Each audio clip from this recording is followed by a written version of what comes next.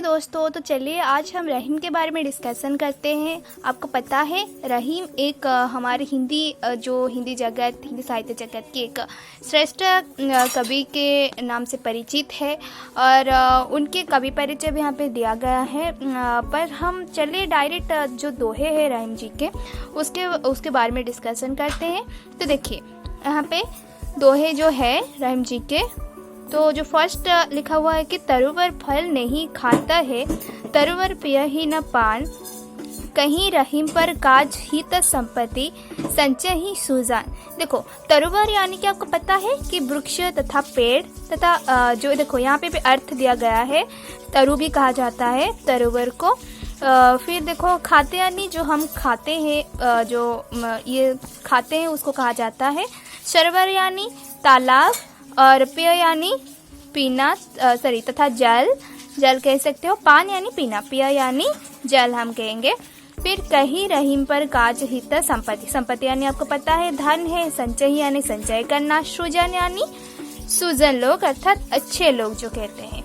ठीक है, देखो यहाँ पे तरुवर, तो यहाँ पे रहीम कहते हैं कि मतलब यहाँ पे रहीम का मुख्य लक्ष्य ये है कि जो परोपकार करने की जो भावना है उसको ही यहाँ पे गुरुत्व देके रहीम कह रहे हैं कि जो तरुवर होता है यानी कि जो वृक्ष होता है, हमको पता है कि वृक्ष हमेशा क्या करता है ना, फूल फल ये सब को अपने शरीर में धारण करता है। पर ऐसे क्या तुम कभी देखी हो कि वो तरुवर कभी वो फूल या फल को कभी खुद ही खा जाता है?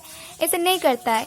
वो इसीलिए संचय करके रखता है ताकि दूसरों वो खा सके, दूसरों का जो भूख है वो मिट सके। अर्थात यहाँ पे तरुवर अपने फल नहीं खाता है, वो अपने फल को दूसरों के उपकार के लिए संचय करके अपने शरीर में धारण करके रखता है, जिसके कारण वही फल को खाकर एक मतलब भूखा लोग की भूख मिट सकता है। फिर देखो सरोवर भी उसी प्रकार दूसरों के मदद के लिए, दूसरों के उपकार के लिए ही अपने पानी को संचय करके रखते हैं, कभी भी खुद नहीं पी जाती है।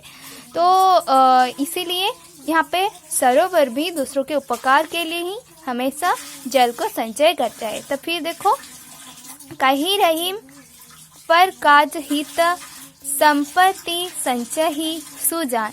इसका अर्थ है सुजान यानी कि अच्छे लोग जो होते हैं, उत्तम लोग जो होते हैं, वे तो संपत्ति का जो मतलब संचय तो करते हैं, संपत्ति संचय करके तो रखते हैं, पर वो क्या करते हैं ना, वह संपत्ति तथा वो जो ज्ञानी लोग हैं, जो उत्तम लोग हैं, वो संपत्ति को वो खुद के लिए नहीं बल्कि दूसरों के भलाई के लिए, दूसरों के उपकार के लिए संचय करते हैं और इससे दूसरों के परोपकार होता है।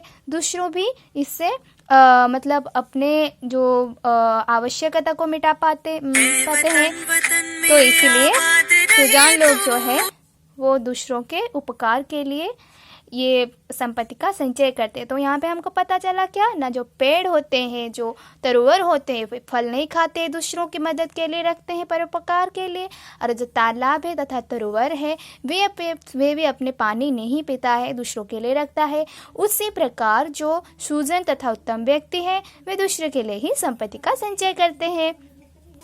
ठीक है, इसका जो और भी लाइन है, ये जो दोहे है हम उसको नेक्स्ट क्लास में देखते हैं। आज के लिए आप अगर ये वीडियो आपको अच्छा लगा तो आप ज़रूर कमेंट कीजिए, लाइक कीजिए और अगर कुछ डाउट है तो पक्का इसके बारे में कमेंट कीजिए।